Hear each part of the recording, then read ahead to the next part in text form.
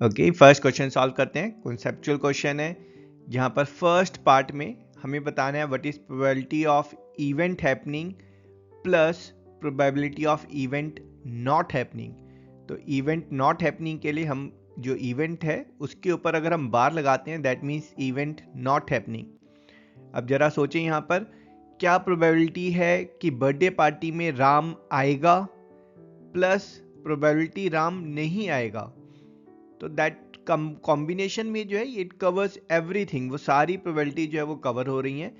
तो probability of event happening plus probability of event not happening is always equal to 1।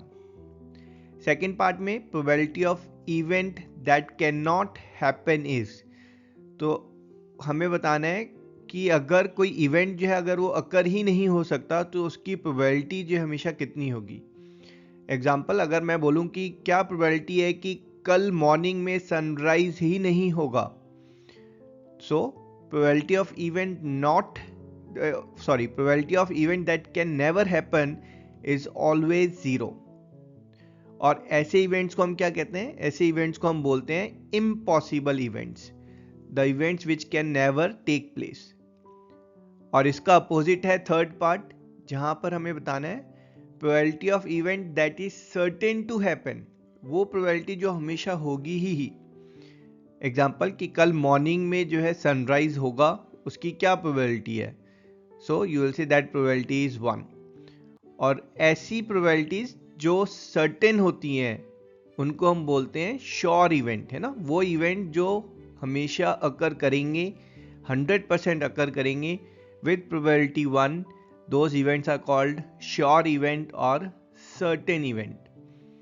Example, क्या probability है कि मैंने coin toss किया तो आई विल गेट हेड और टेल, सो दैट इज 100%, है ना, दैट्स अ सर्टेन इवेंट कि हेड या टेल आएगा। मैंने डाइस रोल किया है, क्या probability I will get a number less than 10। तो भाई डाइस को जब हम रोल करते हैं 1 से 6 तक ही नंबर आ सकते हैं और सारे नंबर जो हैं वो लेस देन 10 हैं, then probability is 1 and that event is called certain event.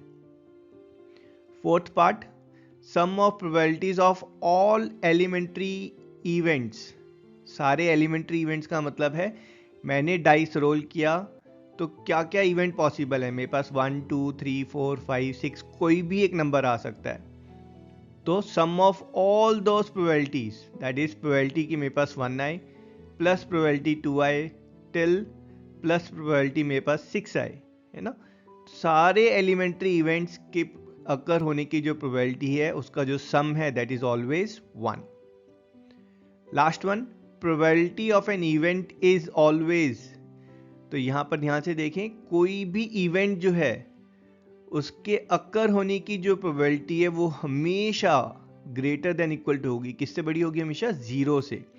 Probability कभी भी नेगेटिव में नहीं हो सकती and it will always be less than equal to 1। ठीक है, 1 का मतलब है 100%। भाई किसी भी चीज के होने के जो चांसेस हैं वो 100% हो सकते हैं, 100% से ऊपर जो है it doesn't make any sense.